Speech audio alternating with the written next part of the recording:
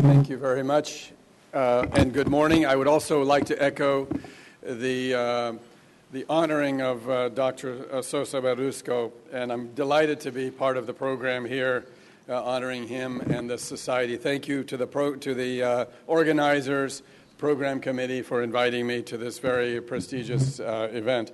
I'm not a colorectal surgeon, I'm a cancer surgeon, but really the focus this morning will be on multidisciplinary management of colorectal cancer, a very important entity in which not only the colorectal surgeon, the hepatic or other thoracic surgeon, hepatic surgeon, medical radiation oncologist, this is a disease in which optimally is managed as a team sport, if you will, and I will try to emphasize some of the advances on the surgical management of metastatic colorectal cancer. These are my disclosures, something required. So as you know, colorectal cancer is a common disease, so we'll be speaking about it this morning. Metastasis to the liver is very common. About a third of patients will develop liver-only metastasis who develop advanced cancer, and approximately 20% of patients who present with colorectal cancer have stage 4 disease, many of whom have metastasis isolated to the liver. So even in the United States alone, that may account for 30,000 or so patients per year. Worldwide, it's a vast problem, but a reason for optimism in some respects. These are the outcomes, historic outcomes, of resection for metastasis for colorectal cancer. And as you can see, that this is arguably in the era prior to modern chemotherapy, where you can still see patients with complete resection. Not all, but certainly a third of patients, half to a third of patients in this older series derive a long-term benefit after resection of colorectal metastases. In fact, we've tried to identify prognostic factors which may predict which patients should undergo surgical therapy or not. And indeed, there are many prognostic factors that are important, although I will emphasize that these are not good measures for determining which patients should be offered surgical therapy. So, for example, the number of metastases, the margin status, and so forth, all are important prognostic factors, as well as the disease-free interval and whether it presents as synchronous with the colon cancer or metachronously. Even factors such as the presence or absence of extrahepatic metastases or periportal nodal involvement are clearly important prognostic factors, but these do not currently define an absolute contraindication to surgical therapy. In fact, the old definition of resectability were based on these prognostic factors, if you will, by what's removed. The number of metastases, the size, or the presence or absence of extrahepatic disease were in fact the more modern definition of whether a patient is resectable or not is really based on what stays in, whether all the disease can be completely resected or treated surgically. So by what remains. So here it's important in patients with liver metastases to assess the remnant liver, the part of the liver that does not contain the metastases. So can a complete margin negative resection be achieved? And is there an adequate remnant liver or remaining liver? These are the important determining factors of resectability. Even the presence of extrahepatic disease, metastases in the liver as well as somewhere else, was historically considered an absolute contraindication to surgical therapy, when now we even know that in selected patients, for example, pulmonary metastases and liver metastases, or nodal involvement, for example, periportal nodal involvement plus liver metastasis, is not an absolute contraindication. This is our report looking at patients with liver resection combined with extrahepatic resection. And while these patients don't do as well, still 5-year survival rates of 26% compared to 58% in those patients in which no extrahepatic disease was resected at the time. The problem is when defining resectability, it's more complicated now than it was in the past.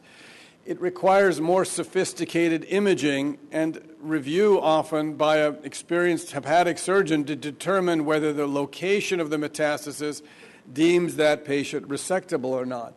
So, for example, the metastasis, the distribution is assessed based on the relative position to the structures that remain. For example, the outflow to the remnant liver, the hepatic veins, the inflow, the portal pedicle, and even the volume of the remnant liver are important determining factors as to whether this patient, for example, can undergo successful resection.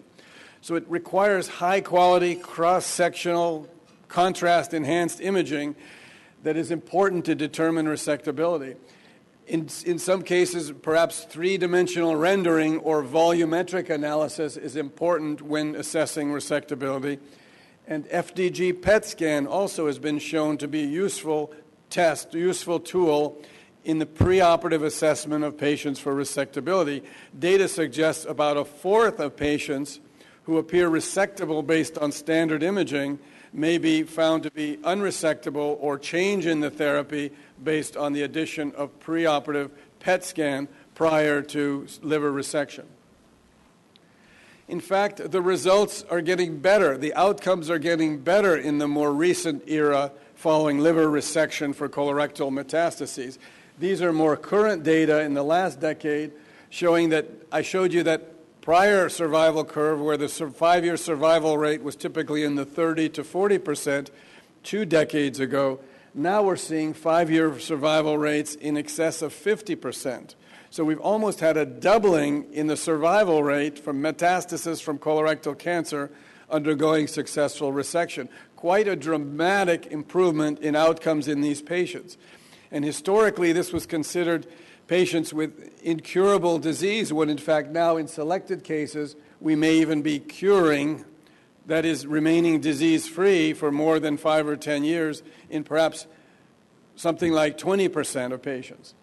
Also, the outcomes are getting better, where now we're seeing operative mortality rates, even of major hepatectomy, in the 1% or less range, and the morbidity, the complication rate, in the 15 to 20% range. So we're getting considerably better at these operations, and the long-term outcomes are improving significantly. In fact, one might think this is perhaps related to better patient selection, and certainly it is, but in fact, more recently, we're more aggressive about surgical therapy to the liver than we were in the past. If you look at the trends in clinical and tumor-related factors in the earlier era versus the later era, this is in our institution, you can see we're operating on younger patients more commonly, those with multiple lesions more commonly, more with bilateral disease, and major resections are being done in about 40 to 45%, lobectomy or greater. So we're really being more aggressive, not less aggressive. Even if you look at the tumor metastasis number, this is in the earlier era versus the later era, you can see that 20 years ago, more than half or so of the patients had solitary metastasis, and it was very rare to operate on patients with multiple metastases, 5 or more. Now, half the patients have 3 or more metastases, and a fourth or more than a fourth have 5 or more metastases. So we're clearly more aggressive, and yet the outcomes are actually improving in this setting. Even the non-therapeutic laparotomy rate, the open and close rate, if you will, has gone down significantly. So in the earlier era, about 15% of patients were found at the time of surgery to be unresectable, where now that's quite an uncommon phenomenon. So this also suggests that staging laparoscopy prior to surgical therapy for metastasis is probably not as beneficial, in part because we're now so much better at preoperative imaging for this disease. Another important part of assessment is the intraoperative assessment during surgery to really determine the extent of the metastasis in the liver. And intraoperative ultrasonography is a critical component of the surgical therapy for assessment. not only does it identify vascular structures, it can guide biopsies, it can confirm the anatomy, making the operation safer, but importantly, it can identify otherwise occult metastases that may not have been seen at the time from preoperative imaging. And in fact, this is still, even in the era of modern imaging, CT and MRI scan, this is a study we published last year demonstrating that still ultrasound will identify 10% additional metastases in patients with good intraoperative ultrasound, even with modern imaging. This study also showed that it was, no surprise, dependent on the echogenicity of the index lesions, that is, of the known disease. So if the known disease that you knew about is conspicuous, that is very hyper or hypoechoic, then ultrasound will be highly sensitive at detecting additional metastases. In contrast to those where the metastases, the known metastases, are inconspicuous relatively, it would be unlikely to find additional disease. In spite of this aggressive modern definition of resectability, where seemingly we're operating on every patient with metastasis to the liver, still the majority of patients are defined as unresectable. So that if patients, even with metastasis alone, perhaps a fourth of these patients are resectable, and you saw the survival rates, the long-term outcome rates, still the majority of patients are unresectable based on this definition. And so we're trying to develop strategies for expanding the role of surgical, potentially curative therapy in patients who are unresectable initially. And there are three strategies we use for this approach. One, you can shrink the tumor, and we'll talk about that using chemotherapy typically. Two, you can grow the remnant liver, the remaining liver, the uninvolved liver. And three, you can use other approaches such as ablation to hopefully achieve the similar results to resection in patients who are unresectable. Let's talk about reducing the tumor size as a strategy to convert an unresectable patient to a resectable patient.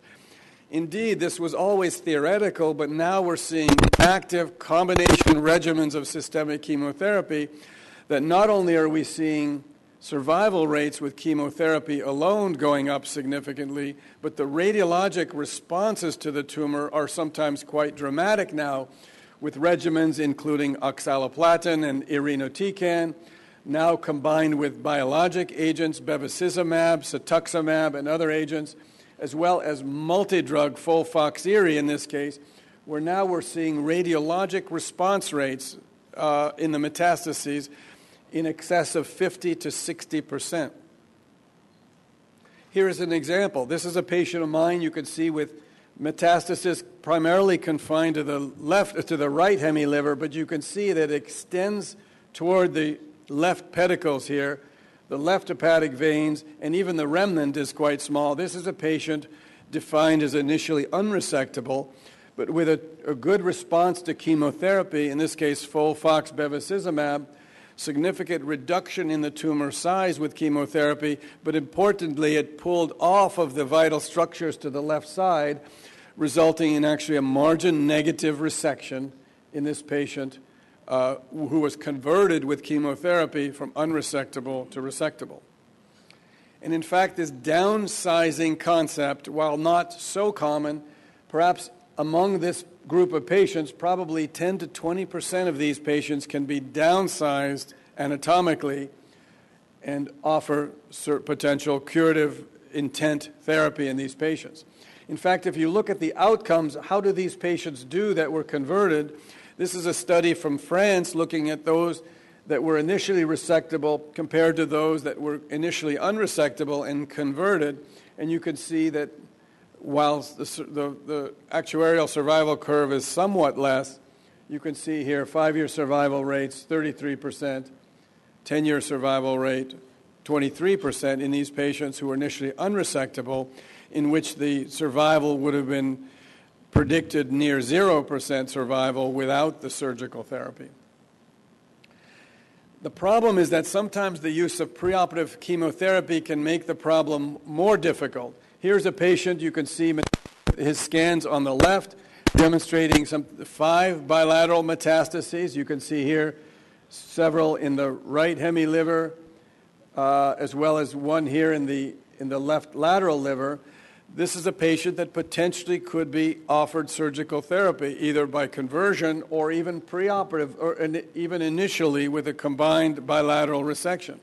This patient had preoperative chemotherapy, great response, and now all we see is the one small lesion. This actually, while good for the patient, presents a problem for the surgeon, if you will, because if we operate, how do we know what to take out here? That is, are these sites that are no longer visible, will they be identified at the time of surgery, or will they be still viable at the time of surgery? They can present a technical problem as to whether to achieve complete surgical therapy in these patients. In fact, we looked at this question, this disappearing metastasis. In fact, it's quite a significant problem in selected cases. First of all, if you look at all patients with colorectal metastases that we treated preoperatively, about a fourth of patients received preoperative chemotherapy, so it's not an uncommon problem.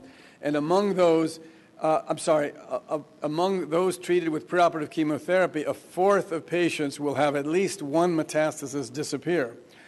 No surprise that it's associated with the number and the size, the original size of the metastasis. The smaller the tumor originally, of course, the higher the probability that it will disappear with chemotherapy. You can see in these data that half were found at the time of surgery with ultrasound. So intraoperative ultrasound and palpation will occasionally find the metastasis, but not uncommonly they will disappear even surgically. Among those that disappeared completely, we found that on occasion we resected those sites blindly, and on some cases we left them behind. Among those that were left behind, 70% recurred at the site of disease. So it's clear that it's uncommon that chemotherapy, even in those that completely disappear, there's likely still viable tumor behind that will regrow in that area. And so indeed, one needs to try to achieve complete resection of all original sites when possible. What about other strategies to increase the resectability surgically? Well, as I mentioned, one is to increase the hepatic reserve, to grow the remnant liver, and 2 strategies we use for this. One is you can use preoperative preconditioning of the remnant liver through ipsilateral portal vein embolization. So, for example, if the left liver is too small based on volumetrics, by preoperatively embolizing the right portal vein, it elicits atrophy of that side of the liver that will be coming out and compensatory hypertrophy of the remnant liver, preconditioning the liver to a safer resection after surgery. The other strategy is a staged liver resection, where one can remove the metastasis in one hemiliver and then allow that side to regenerate and then remove the other side. And so that's not an uncommon scenario. In particular, in patients sometimes with synchronous metastasis, synchronous primary cancer and the metastasis, we may operate on the primary tumor and clear part of the liver with the first operation, and then come back with a second operation and do the more major hepatectomy, for example. The other approach is tumor ablation, radiofrequency ablation, microwave ablation in some cases, instead of resection in selected cases of small tumors that cannot be resected, and often in combination with resection. So the preoperative conditioning here is an example of a patient with metastasis in the right hemiliver, which you can't, here you can see. The remnant was calculated based on volumetrics of what anticipated of segments 1, 2, and 3 of only 16.1%, which is probably too small to really, the complication rate of liver failure would be likely high in this patient. You can see here the right portal vein was embolized. 6 to 8 weeks later, the remnant liver hypertrophies and recalculated at now about 25% of the total estimated liver volume. This patient underwent a safer hepatectomy after preoperative preconditioning of the remnant liver. Radiofrequency ablation, somewhat controversial as to whether it's comparable to that of resection, probably not comparable. These are our data showing that if you look at outcomes of patients who underwent radiofrequency ablation compared to resection, that the long-term outcomes are worse.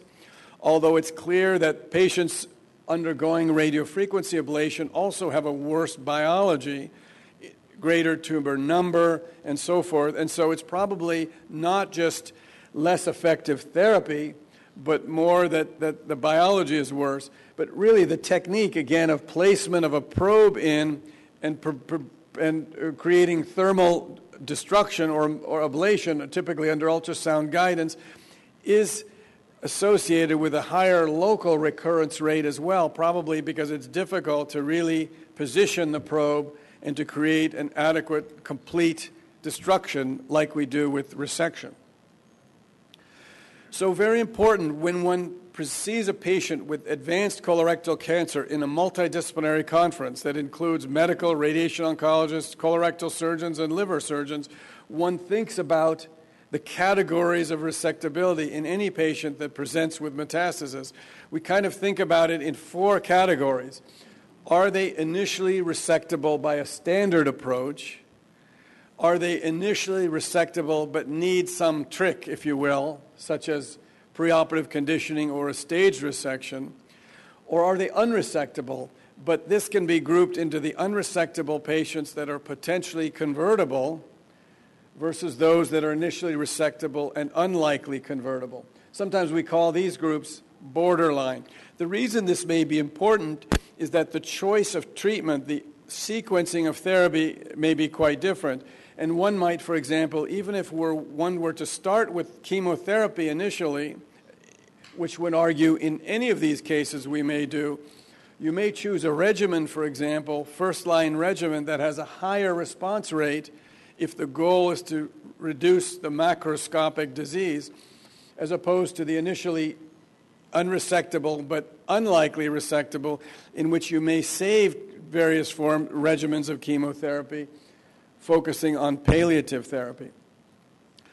One important point is that we are getting better in management of this. As I told you, these are the survival curves similar. This is a group from Italy looking at the survival curves that I told you, where in the past the 5-year survival was 20 to 30%, and now we're seeing 5-year survival rates in the 50 to 60%. But look at these data. This is the recurrence-free survival by ERA. So that in the past, about 20% of patients remain disease-free 5 and 10 years later. In the more modern era, still about 20%, 20 to 25% remain disease-free 5 and 10 years later. So we haven't made dramatic improvements in the long-term cure of these patients, but perhaps we're turning this disease now more into a chronic disease where patients are living longer, they're getting repeat hepatectomies, more chemotherapy, and can sometimes live for decades in spite of the fact that they may develop a recurrence. So in summary, I think it's fair to say that liver resection for colorectal metastasis has been shown to be safe and effective, that has resulted in an increasingly aggressive strategy for patients with advanced colorectal cancer. Very important surgical assessment, intraoperative imaging. The goal is to resect or to treat all macroscopic disease and then couple that with chemotherapy to address the microscopic disease. I've showed you some methods to expand the role of surgical therapy for metastasis, strategies including preoperative chemotherapy for conversion therapy, as well as preoperative portal vein embolization, ablative strategies, stage resections are all strategies in order to expand the role of surgical, potentially curative therapy for colorectal metastasis.